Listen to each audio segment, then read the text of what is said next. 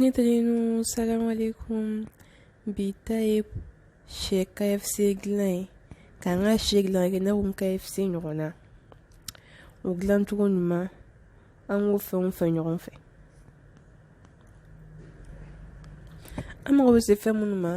sɛ b'o la o yɛrɛ t'a kolomayɔrɔ ye n bɛ n ka sɛ tila fila ye nin cogoya in na n b'a tɔ bɛɛ lajɛlen kɛ ten a filɛ nin ye dɛ n bɛ n ka ji bila a ka wuli n bɛ kɔgɔ k'a la ka poivre fana k'a la persil n b'o fana k'a la o bɛ dɔ fara a gu kan n bɛ sɔrɔ ka na n ka sɛ wo sɔgɔ nin cogoya in na ka bila la ka balabala miniti 10 ɲɔgɔn na o b'a to sɛ bɛ magaya sanni ka jira barisa kuma dɔw la n'i mana girin ka jira dɔrɔn i bɛ jelisu bɛ sigi i ka sɛ kɔrɔ n b'a balabala miniti 10 ɲɔgɔn na ka sɔrɔ ka bɔ walasa a kana nɔɔni an ka tɛmɛ n'an ka fɛn tɔw ye an mago bɛ se farini mugu ma sisan nɔ ka kɔgɔ k'o la poivre curcuma ani kili n'olu b'i bolo i b'olu k'a la layimugu ni persil fana bɛ k'a la ka n'a don ɲɔgɔn na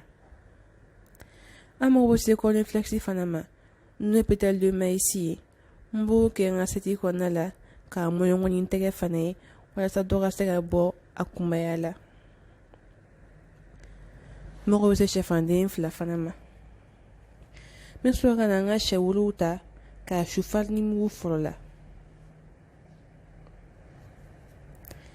n bɛ sɔrɔ k'a su sɛfanji la siɲɛ 2nan na siɲɛ laban n b'a su n ka cornflakes la mɛ n'o t'i bolo i bɛ se k'i ka bulu ja k'o susu k'o k'a la o bɛ kɛ i n'a fɔ comme chapelure i bolo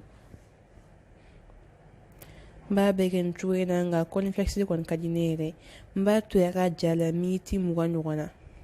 o bɛ yanni nɔgɔya n bolo kosɛbɛ n bɛ sɔrɔ ka n'a jira o b'a to fana a tɛ fara ka bɔ an ka sɛ la